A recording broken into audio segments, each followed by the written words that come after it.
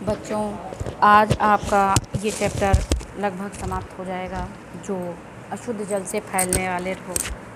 अशुद्ध जल से फैलने वाले रोगों में आपको टाइफाइड और हैजा के बारे में बताया जा चुका है। आज आपको अतिसार और पेचिस के बारे में बताया जाएगा। बच्चों, दोनों ही रोग लगभग एक जैसे हैं, लेकिन कुछ दोनों में थोड़ा सा अंतर है।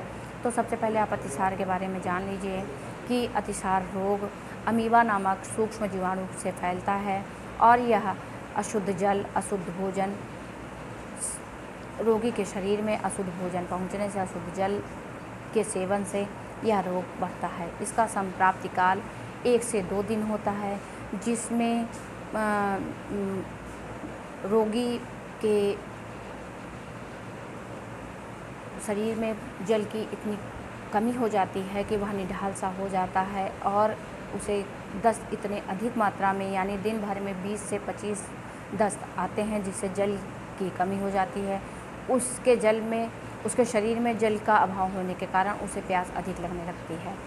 बच्चों, और पेचिस रोग में, यह रोग प्रायः बच्चों में देखने को मिलता है और यह वर्षा ऋतु में अधिक होता है।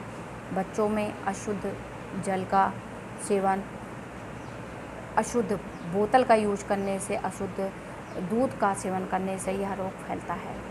बच्चों में भी दस्त की संख्या दिन भर में 20-22 हो जाती है, जिससे बच्चे एकदम निढाल हो जाते हैं।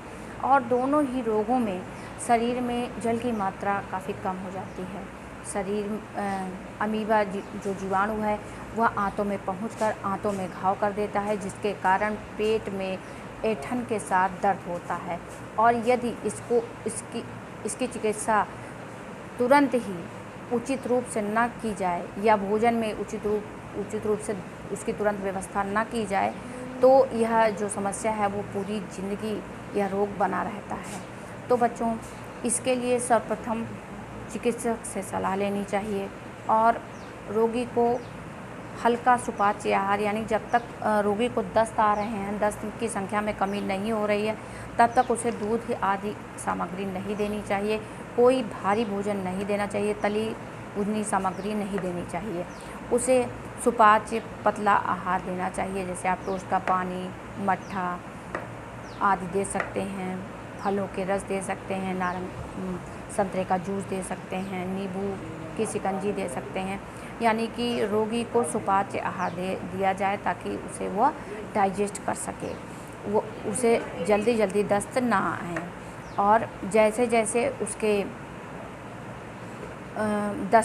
दस्तों की संख्या कम हो, यानी भोजन को वह पचाने लगे, तो आप उसे हल्के भोजन, दल या खिचड़ी आदि दे सकते हैं। पतली खिचड़ी आप उसे दी जा सकती है।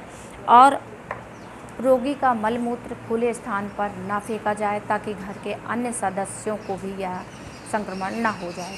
यानी कि उसका मल मूत्र विसंक्रमित कर दे के तब फेंकना चाहिए बच्चों, या फिर उसे गड्ढे में ही गाड़ देना चाहिए।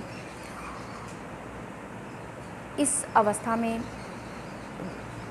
अतिसार के रोग में, रोगी के जब दस्तों की संख्या बहुत अधिक हो जाती है, तो जो हड्डियों के जोड़ वाले स्थान हैं वहाँ पर सूजन आती है।